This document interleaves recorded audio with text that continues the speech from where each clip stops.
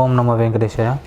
కుంభలగ్నం, కుంభరాశి. ఈ యొక్క కుంభలగ్నానికి లగ్న వ్యయాధిపతి అయిన శనేశ్వరుడు లగ్నంలోనే ఉండడం వల్ల గోచార రీత్యా శశమహాపురుష యోగం అనే ఒక యోగం ఏర్పడింది. దానివల్ల స్టామినా, ఇమ్యూనిటీ బాగా పెంపొందడం, దేహ దారుఢ్యత, శారీరక దృఢత్వం కూడా పెంపొందడం, అలాగే మాడతీరు బాగా మెరుగుపడడం, సోదరీ వర్గీయుల సహాయ సహకారాలు బాగా లభించడం, ఇట్లాంటి మంగళకరమైన శుభకరమైన ఫలితాలు కలిగే అవకాశం పరిపూర్ణంగా ఉంది.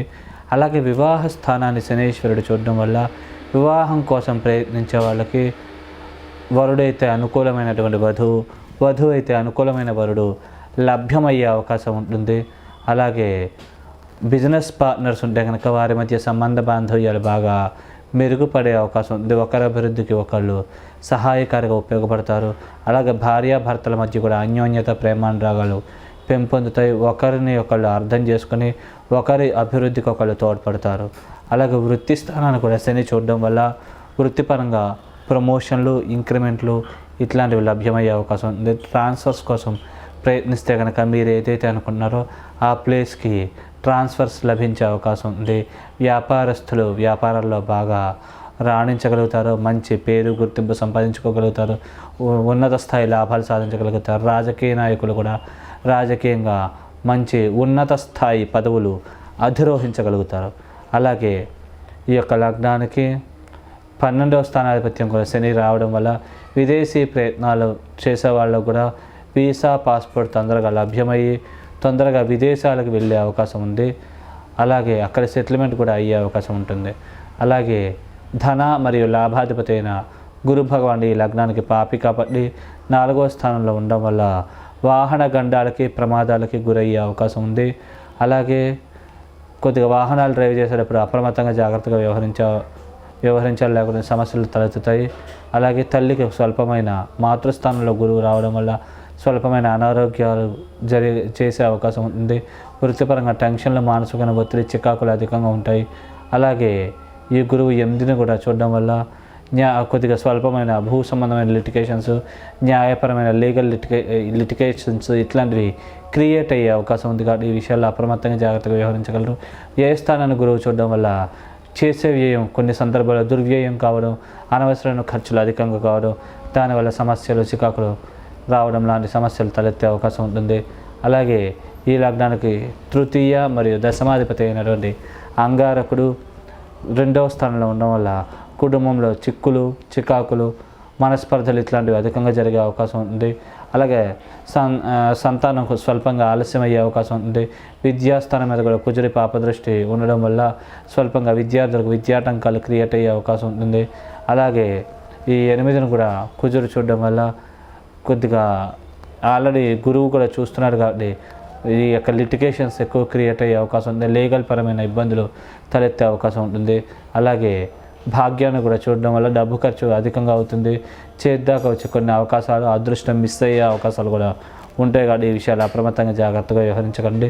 అలాగే సాధ్యమైనంత సంయమనం పాటించడం వల్ల దోష ప్రభావం నుంచి బయటపడగలుగుతారు.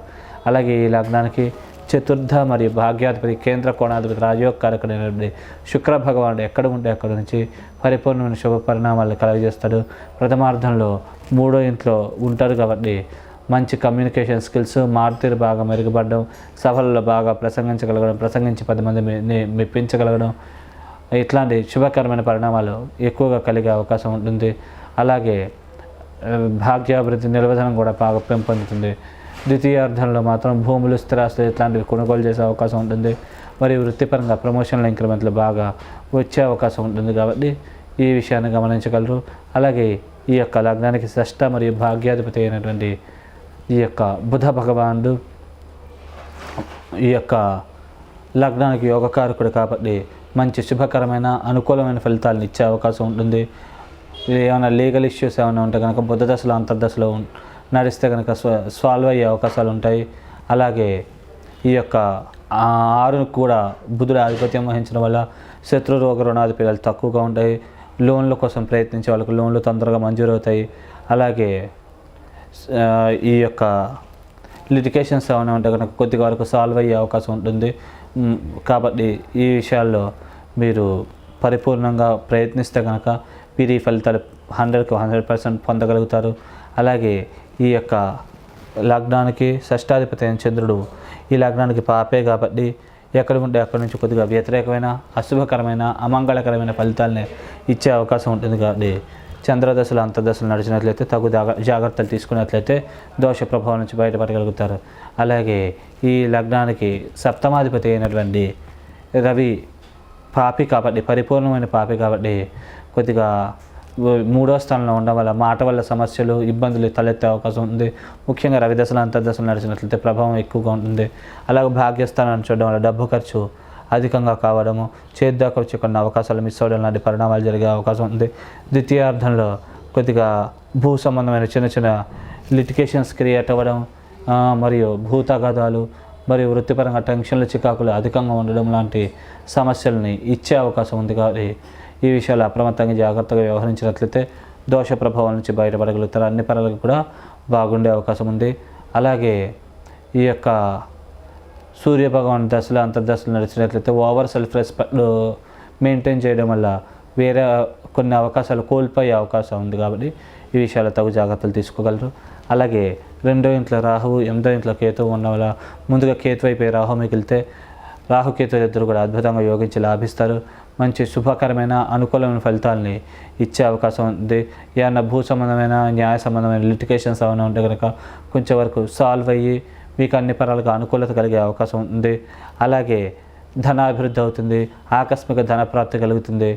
లాటరీలు, స్పెక్యులేషన్స్ ఇలాంటి వాటి విషయాల్లో కూడా కొద్దిగా వాటి ద్వారా డబ్బులు లభ్యమయ్యే అవకాశం ఉంటుంది.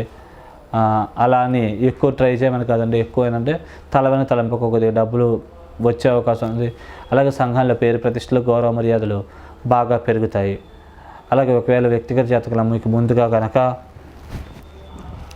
రాహు అయిపోయి కేతు మిగిలితే కనుక కొద్దిగా ఇబ్బందులు, సమస్యలు తలెత్తే అవకాశం ఉంటుంది.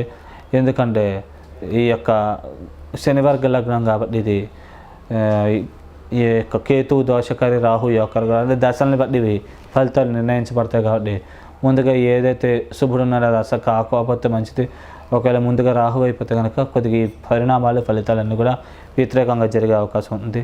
వీటి యొక్క దోష నివారణార్థం విశేషంగా మీరు సుబ్రహ్మణ్య ఆరాధన మరియు శివారాధన విశేషంగా చేసుకున్నట్లయితే దోష ప్రభావం నుంచి పరిపూర్ణంగా బయటపడి మీరు అనుకున్న పనులన్నీ నెరవేర్చుకోగలుగుతారు.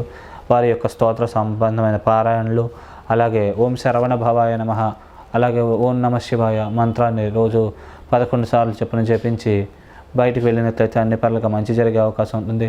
అలాగే ఈ యొక్క శనగలు ఈ గురువారం కూడా బాగా ఉడకబెట్టి బెల్లంతో పాటు ఆవుకు తినిపించడం మంచిది.